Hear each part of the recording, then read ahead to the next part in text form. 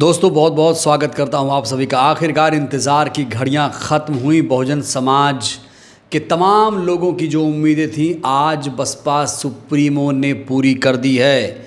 आज की सबसे बड़ी खबर यह है कि मायावती जी ने देश की राजधानी दिल्ली में ऑल इंडिया लेबर मीटिंग का आयोजन किया गया। बैठक शुरू होने से पहले बीएसपी ऑफिस के बाहर किस तरीके का नज़ारा है, सबसे पहले आप नज़ारा देखिए।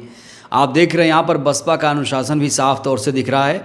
अभी गेट नहीं खुला है, लेकिन तमाम जो अनुशासित नेता हैं बीएसपी के वो इंतज़ार कर रहे हैं गेट खुलने का। इस बैठक में पार्टी के सभी प्रदेशों के प्रमुख नेता, राष्ट्रीय और प्रांतीय कोऑर्डिनेटर, उत्तर प्रदेश के सभी जिलाध्यक्ष, मंडल कोऑर्डिनेटर जैसे तमाम वरिष्ठ पदाधिकारियों को बुलाया गया था। ये बैठक कई मायनों में खास थी।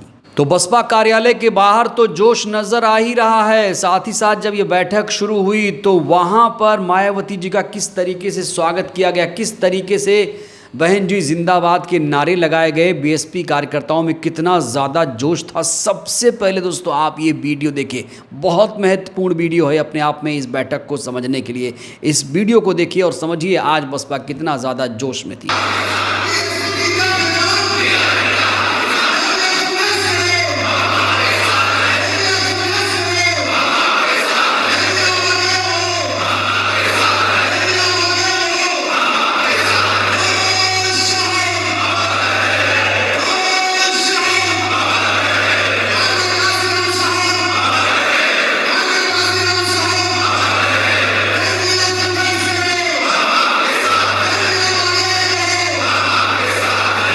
इस बैठक में आप बीएसपी सुप्रीमो को देख पा रहे हैं। बीएसपी सुप्रीमो की कुछ तस्वीरें सामने आई हैं, ये देखिए आप।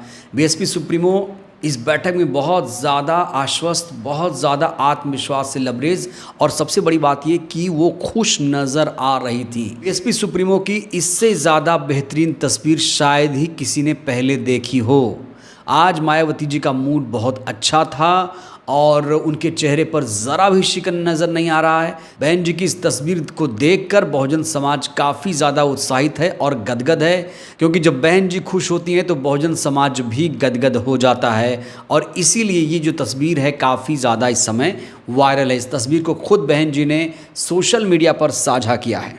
सबसे बड़ी बात इस बैठक की ये थी कि इस बैठक में आकाश आनंद भी पहुँचे, और कहा जा रहा है कि ये जो बैठक थी ये आकाश आनंद के लिए ही बुलाई गई थी। सबसे पहले आप ये तस्वीरें देखिए, आकाश आनंद बहुत दिनों के बाद मायावती जी के साथ नज़र आ रहे हैं। सफ़ेद शर्ट में जैसे आमतौर पर वो नज़र आते हैं, सफ़ेद शर्ट में यहाँ पर वो नज़र आ रहे हैं। वो भी यहाँ पर बहुत ज़्यादा पॉजिटिव लग रहे हैं, खुश लग रहे हैं। इस बैठक में आकाश आनंद पार्टी के प्रमुख चेहरे के रूप में नज़र आए, जिसने कार्यकर्ताओं में नया जोश और उत्साह पैदा कर दिया है।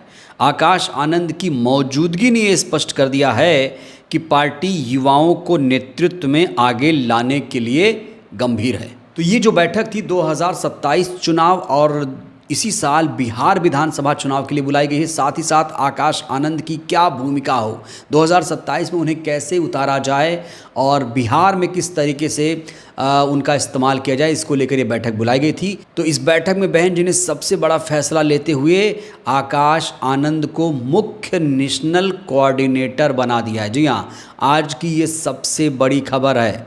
तो आकाश आनंद की उपस्थिति से पहले ही लग रहा था कि कुछ ना कुछ बड़ा फैसला होगा, कुछ बड़ा करने वाली बहन जी। और बहन जी ने आज आकाश आनंद को मुख्य नेशनल कोऑर्डिनेटर बनाकर तमाम युवाओं में एक ऊर्जा का संचार पैदा कर दिया है। जी हाँ, इसी पल का इंतज़ार बहुजन समाज के लोग कई महीनों से कर रहे थे, क्योंकि कई बार बहुजन समाज मायूस हुआ, कई बार उसे धक्का भी लगा कि बहन जी ये क्या फ़ैसला ले रही हैं, आकाश को क्यों बाहर कर दिया, आकाश को क्यों नहीं बोलने दिया जा रहा है, क्यों उन्हें पार्टी से ही निकाल दिया गया। आपने देखा होगा पिछले दिनों कई बार बहन जी ने अपने फैसले को बदला, लेकिन एक बार फिर से बड़ा फैसला लेते हुए बहन जी ने सबको चौंकाया और आकाश आनंद जी को मुख्य नेशनल कोऑर्डिनेटर बना दिया। ये बहुत महत्वपूर्ण पद है दोस्तों।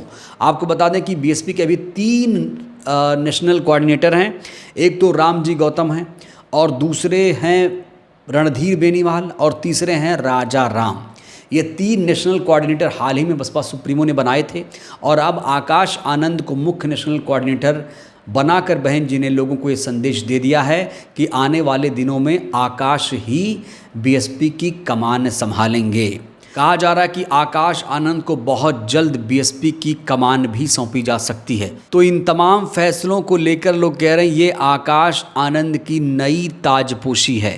तो बहुजन समाज इसमें बहुत ज़्यादा उत्साहित है और माना जा रहा है 2027 चुनाव से पहले आकाश आनंद को और भी बड़ी जिम्मेदारी मिल सकती है। बहरहाल आज जो फैसला लिया गया है उसकी चारों तरफ चर्चा हो रही है, चारों तरफ तारीफ की जा रही है।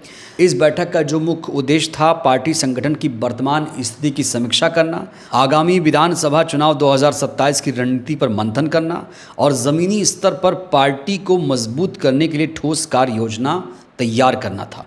इस बैठक में बसपा सुप्रीमो ने बहन जी ने कार्यकर्ताओं को दिशा निर्देश देते हुए कहा है कि बहुजन समाज पार्टी का उद्देश्य केवल सत्ता प्राप्त करना नहीं बल्कि सामाजिक परिवर्तन और दलित, पिछड़े, मुसलमानों और अन्य उपेक्षित वर्गों को उनका संवैधानिक हक अधिकार दिलाना है। तो 2027 चुनाव की तैयारी अभी से बसपा ने शुरू कर दी है।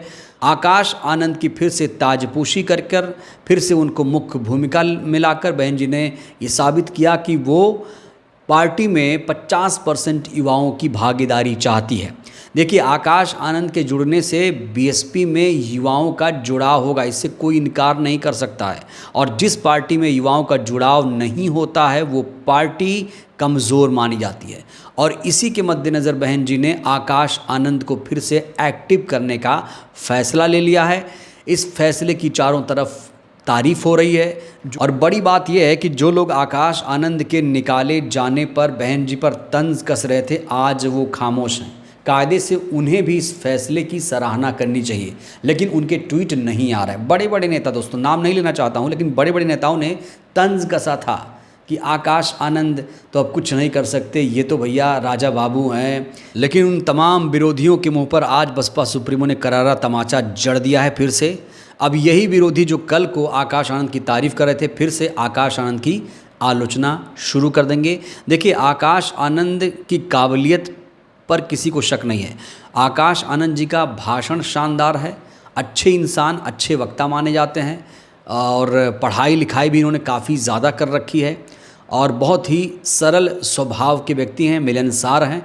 इसलिए युवाओं में इनका क्रेज़ जो है वो बढ़ रहा है। तो आज दिल्ली में बड़ी बैठक लेकर बसपा सुप्रीमो ने अपने करोड़ों कार्यकर्ताओं, समर्थकों को खुश कर दिया, क्योंकि ये वही समर्थक कार्यकर्ता थे जो आकाश आनंद के आने का बेसब्री से इंतज़ार कर रहे थे। अब माना जा रहा है आकाश आनंद के आने के बाद पार्टी में बड़ा बदलाव होगा। 27 में भी बसपा बड़ा कमाल करेगी और 2025 बिहार विधानसभा चुनाव में भी बीएसपी बढ़िया प्रदर्शन करेगी। माना जा रहा है अब आकाश का देश भर में दौरा होगा और जो तमाम नेशनल कोऑर्डिनेटर हैं, कहा जा रहा है वो आकाश को अब रिपोर्ट करेंगे, क्योंकि वो मुख्य नेशनल कोऑर्डिनेटर हैं। कुछ लोग तो ये भी कह रहे हैं मुख्य नेशनल कोऑर्डिनेटर मतलब उत्तराधिकारी समझिए, नंबर 2 के नेता कुछ लोग बता रहे हैं। तो क्या माना जाए, आकाश आनंद और बहन जी के बीच अब कोई कड़ी नहीं है। सतीश मिश्रा भी अब कोई कड़ी नहीं रह गए हैं, रामजी गौतम भी अब कोई कड़ी नहीं रह गए हैं। और अगर ये कड़ी नहीं रहती है तो यकीन मानिए पार्टी को मजबूत होने से कोई नहीं रोक सकता, क्योंकि आकाश आनंद पार्टी के लिए कुछ अच्छा करना चाहते हैं। कई बार ऐसा हुआ कि आकाश के लिए पार्टी के भीतर कुछ लोगों ने गुटबाजी की, उन्हीं के खिलाफ बहन जी को रिपोर्ट दी, कान भरे। तो अगर मुख्य नेशनल कोऑर्डिनेटर के तौर पर आकाश आनंद सीधे बहन जी को रिपोर्ट करते हैं तो जाहिर तौर पर पार्टी और ज़्यादा मजबूती से खड़ी होगी और वो तमाम चुनाव में अच्छा प्रदर्शन भी कर पाएगी। बहरहाल इस वीडियो में इतना ही। आकाश आनंद को जिस तरीके से बहन जी ने मुख्य नेशनल कोऑर्डिनेटर बनाया है, इस फैसले को आप कैसे देखते हैं, प्रतिक्रिया दीजिएगा। बहुत बहुत धन्यवाद।